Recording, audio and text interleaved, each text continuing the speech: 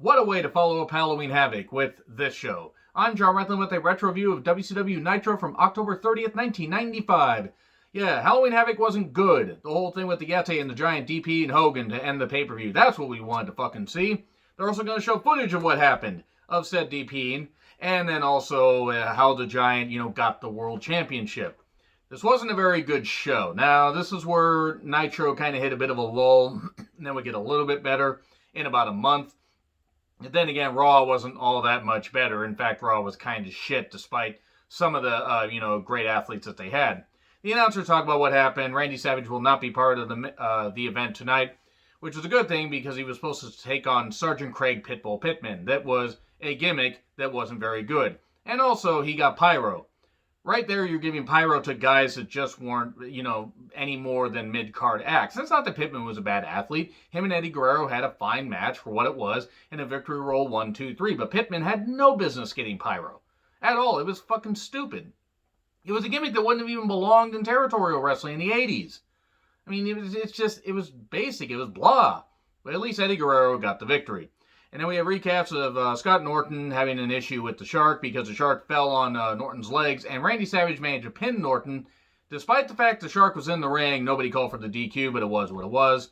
And then we have Scott Norton versus the Shark. It's a big boy battle. And also then we cut to Heenan and Sonny Ono discussing business at a table with catering and a blonde that had her tits hanging out. That seriously was pretty much the focus. The cameraman must have really been interested because he went right for that.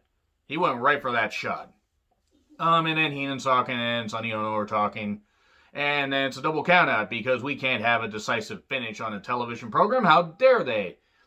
I like John Tenta, but the Avalanche and the Shark, those are two terrible gimmicks. Then we get Shivani showing pics of the Horsemen screwing over Sting, proving that Sting was a fucking idiot for buying into Flair, wanting to have him as his tag team partner. Then interview, Pillman shouts, Arn puts over Sting but says, you couldn't overcome the odds, and then Flair shouts, woo, and that's about it.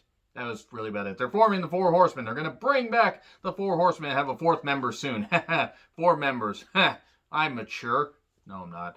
So, Sabu versus Disco Inferno. Who booked this shit? Aha, Bischoff did. Bischoff or somebody did. And then Bischoff, speaking of which, was on commentary saying, well, the next Nitro the next week will be interactive. And that, fans will be able to call in to determine the matches. That can't possibly fucking backfire. At least it was pre, major internet days, so they couldn't just get up and, get on the website and melt the goddamn servers. But good fucking God, I hope they hired extra people to take all the phone calls. So yeah, Sabu versus Disco Inferno. This is not a match I need to see, and we get a leg drop, springing over the ropes, 1, 2, 3. And then Sabu attacks Disco with a table, puts Disco on the table, goes to do, the spinning leg drop off the ropes, and no, he crashes right into the table, doesn't break, and then he's still beating up Disco, throwing shit around and everything. And Sabu didn't get disqualified, like he did when he did that to Alex Wright, I believe, a number of weeks before, it was either his debut or soon after. It was very, very odd. I believe this is also Sabu's last appearance in WCW because of the pay issue, like they kept paying him low, because Sabu didn't know how to fucking negotiate anything. Then it was just ridiculous. We get Lex Luger and Meng versus the American males. American males. American males. American males. If that song is not in your head, you're a better person than I am. But you know what theme I'm talking about if you're an old school fan. This match existed. Bagwell was not really great. He wasn't bad. Riggs was a pretty good worker that I feel didn't get his just due.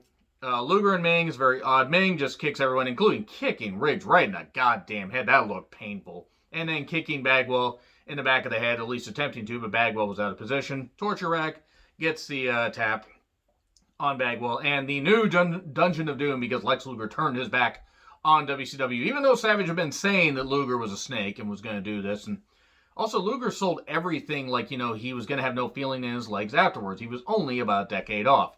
So, Mongo then sprays Heenan with Silly String. That's something that we need to see. It was also the day before Halloween, so there's your trick. The trick was they were trying to make Mongo a convincing wrestler and commentator. They did not succeed in either. And then footage of the Halloween Havoc main event, Dungeon of Doom's there with Jimmy Hart. Jimmy Hart saying, the evil living in your house was Jimmy Hart, Hulk Hogan. And then Luger could not talk, and the Giant says he'll defend the title next week. Nobody will take it from him. Nobody will knock him off this hill. And that's it. That's right there. So yeah, I'm going to pick up this. If you look at the timestamp here, the date. You'll notice I jumped ahead on stuff. It's because I got a lot of projects I'm going to be working on in October.